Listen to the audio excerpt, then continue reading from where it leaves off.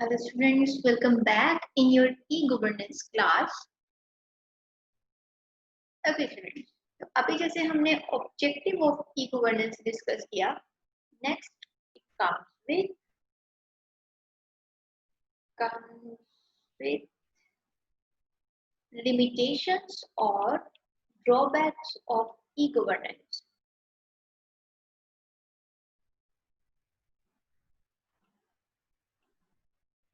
Yes. So first comes with lack of computer literacy. क्या e-governance को करने समझने के लिए क्या हमें कंप्यूटर एजुकेशन की नीड है? चलिए डिस्कस करते हैं. India is still a developing country, जो कि अभी हमने इससे पहले वाले लेक्चर में डिस्कस भी किया था कि मैं अपनी कंट्री को क्रिटिसाइज नहीं कर रही हूँ, आई एम जस्ट सेइंग कि ये अभी डेवलपिंग स्टेज में है. And a vast majority of the citizens lack computer literacy which hinders the effectiveness of e governance. अब जहाँ पे ई वर्ड जुड़ जाता है ना, इलेक्ट्रॉनिक गवर्नेंस, इलेक्ट्रॉनिक मेल, वहां पे कंप्यूटर्स का होना मस्ट है. तो इसका पहला ड्रॉबैक क्या है?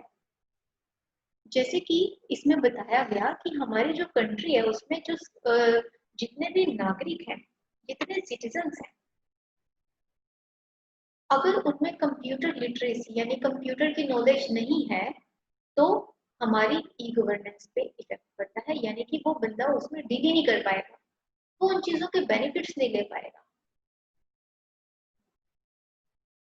तो इसीलिए first drawback is lack of computer literacy. जिसके पास कंप्यूटर्स की नॉलेज नहीं है वो ई गवर्नेंस का पार्ट नहीं हो पाएगा.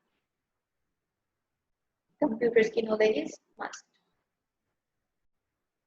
अब कहने को तो जैसे लोग कहते हैं कि नहीं, कंप्यूटर्स पे जो काम है वही मोबाइल में हो रहा है, कि अगर आपको किसी गवर्नमेंट पोर्टल पे जाना है, अपने किसी गवर्नमेंट डॉक्यूमेंट को एडिट मॉडिफाई या नए सिरे से अप्लाई करना है, then you can apply with phone.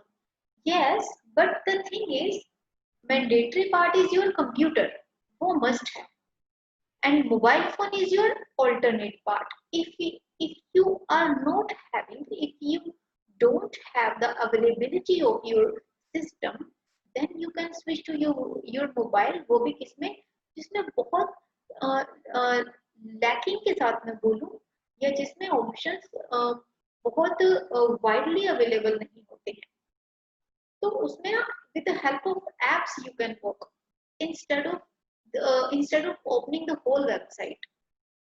तो कंप्यूटर्स पहले नंबर पे आप उसको करें, इंटरनेट को आप वहां पे यूज करें या लैपटॉप यूज करें. तो कंप्यूटर्स का जो रिप्लेसमेंट है, जो उसका सब्स्टिट्यूट है, you can replace it with laptop, not with tablets and mobile phone.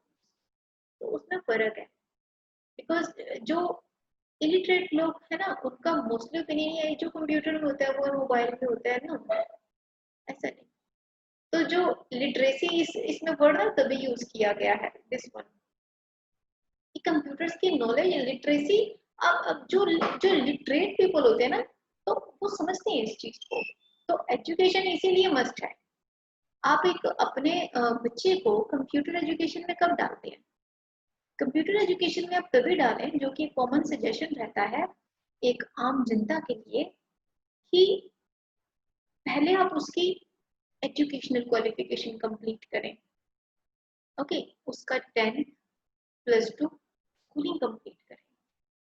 उसके बाद आप उसकी हायर स्टडीज कंप्लीट करें, ग्रेजुएशन एंड पोस्ट ग्रेजुएशन. इसके ऊपर तो पढ़ाई बनी भी नहीं है, ये मस्ट है.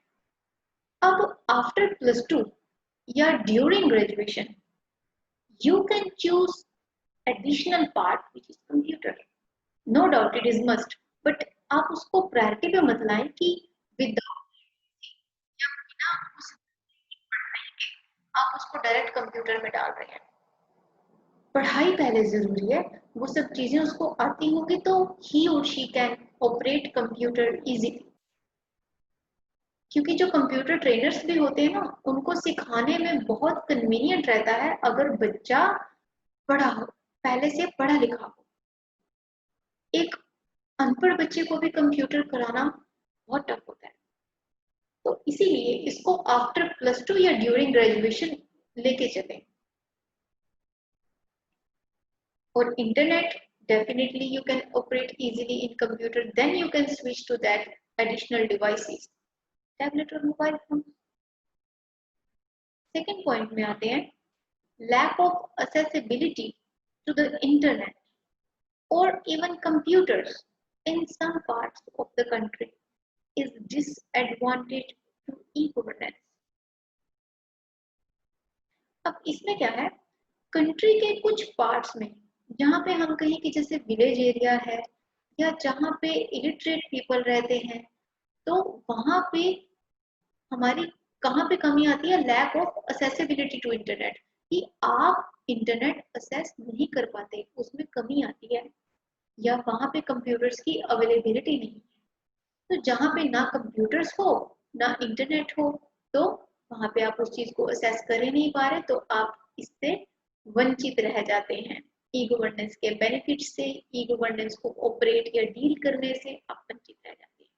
तो एक इसका ड्रॉबैक ये है, because in some of the parts there is unavailability of computers and internet।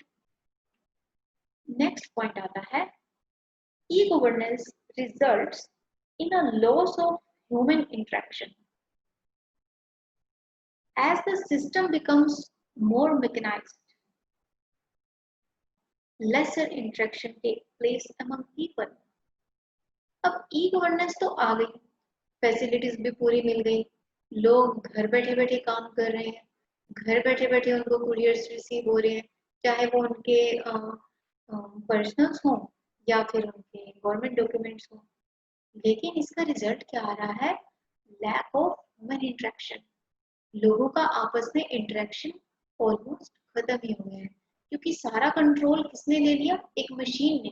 चीजों का मैकेनिज्म ऐसा हो गया है कि इसको मोर इम्पोर्टेंस अभी दी जा रही है, और लोगों का आपस में मेल जोल, उठना बैठना, बात करना, ये सब कम हो गया। अब बेनिफिट मशीन से ले रहे हैं, लेकिन ह्यूमन बीइंग, दैट पीपल, वो आपस में एक दूसरे से बेनिफिट नहीं ले पाते। क्योंकि मशीन से सीखना भी अच्छी बात है, लेकिन दूसरे को लाइव करते हुए देख के वहां से एक्सपीरियंस लेना शायद उसमें और भी कम वक्त लगता है। It gives rise to the risk of personal data theft and leakage. अब इसमें क्या है, ई गवर्नेंस जो कि हम इलेक्ट्रॉनिक पे बेस्ड है, अपनी पर्सनल इंफॉर्मेशन तक हम उसमें डालते हैं। जैसे अभी आपका आधार बैंक से लिंक है, आपका फोन नंबर, एक पर्टिकुलर फोन नंबर आपका आधार से भी लिंक है, बैंक से भी लिंक है। आप कोई भी ट्रांजैक्शन करें, चाहे वो टैक्स डिपॉजिट करवाने की है, चाहे वो किसी गवर्नमेंट की फीस आप कहें, या कोई भी आप जैसे कोई ड्राफ्ट है, या कोई आपने एग्जाम फिल किया उसकी पेमेंट है, तो आप कोई भी अगर अपनी बैंक की ट्रांजैक्शन करते हैं, everything is connected with your Aadhaar and mobile number.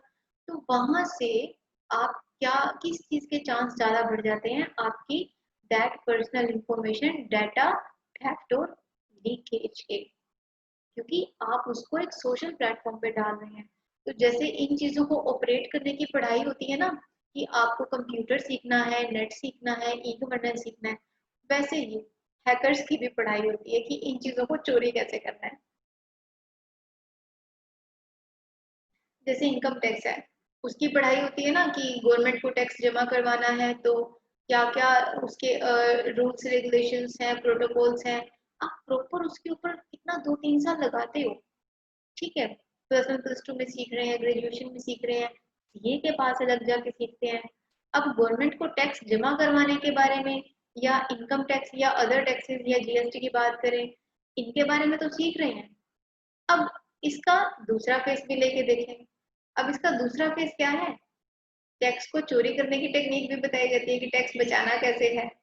तो हर चीज के दो पहलू होते हैं, दोनों चीजें सिखाई जाती हैं। ऐसे ही जब हम इलेक्ट्रॉनिक वे में इन चीजों के ऊपर जब भागते हैं, इनके ऊपर जब हम अपना पैर जमाते हैं, तो हम अपनी पूरी पर्सनल इंफॉर्मेशन भी इन प्लेटफॉर्म्स के ऊपर डालते हैं।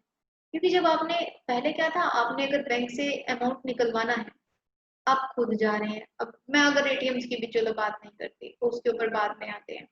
ऐसा तो नहीं आपका कोई कभी नंबर, पहले आप अपने पेरेंट्स या ग्रैंड पेरेंट्स से कभी बात करें, तो ऐसा तो नहीं होगा ना कि पहले मैंडेटरी होता है कि मोबाइल नंबर करवाना ही है, बैंक में रजिस्टर करवाना है, कोई कार्ड आपको रजिस्टर करवाना है। नो, आपका एक आईडी प्रूफ राशन कार्ड बहुत होता है, या डीएल आपका बहुत होता है, या वोटर कार्ड बहुत होता है। आईडीज में यही होते थे।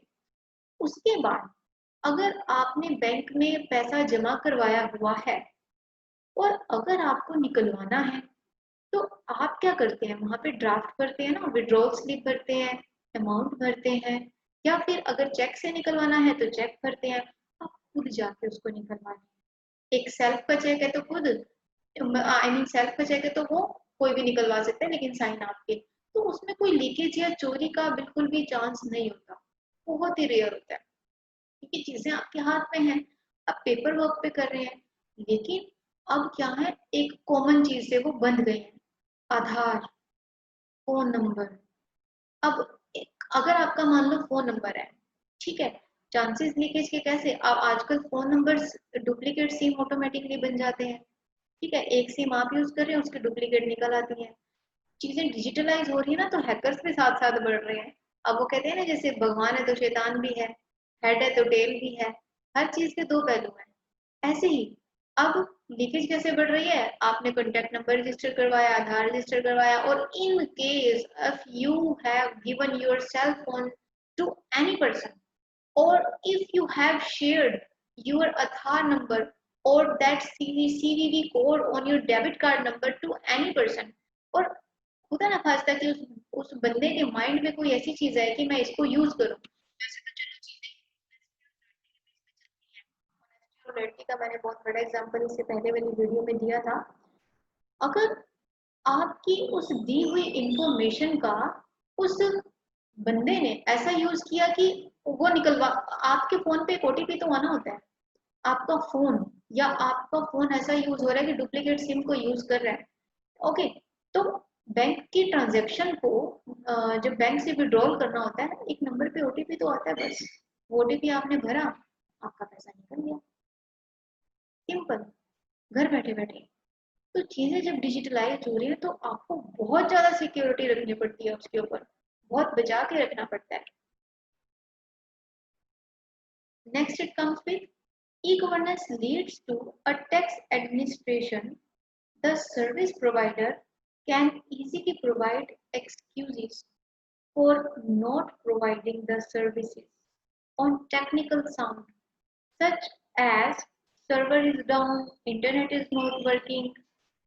तो इसमें क्या है, जो ई गवर्नेंस है, ये क्या है, जो अब कोई पर्सन जो सर्विस प्रोवाइड कर रहा है, मान लो अगर आपको कंप्यूटर्स नहीं आता, आप गवर्नमेंट इस गवर्नेंस को डील नहीं कर पा रहे हैं, तो आप किसी सीएससी सेंटर पे जाएंगे, वहां पे उनसे बोलेंगे सर्विस करवाने के लिए, उस सर्विस को फुलफिल करने के लिए। ठीक है, तो इसमें कई तरह के एरर आते हैं कि भाई नेट नहीं चल रहा, ओके, नेट नहीं चल रहा आपका, या सर्वर डाउन जा रहा है, तो इस तरह के इश्यूज भी इसमें आ जाते हैं। तो स्टूडेंट्स, ये जो लास्ट था हमारा इसमें, that was drawback of e governance. तो मुझे लगा था शायद हम इसको भी आगे डिस्कस कर पाएंगे, नो, बट ये हमारा छोटा सा जो पार्ट है, इसको एक बार एक और सेगमेंट में खत्म करेंगे। तो आज हमारे ई गवर्नेंस के दो टॉपिक हुए हैं, पहले में ऑब्जेक्टिव और दूसरे में इसके ड्रॉबैक्स।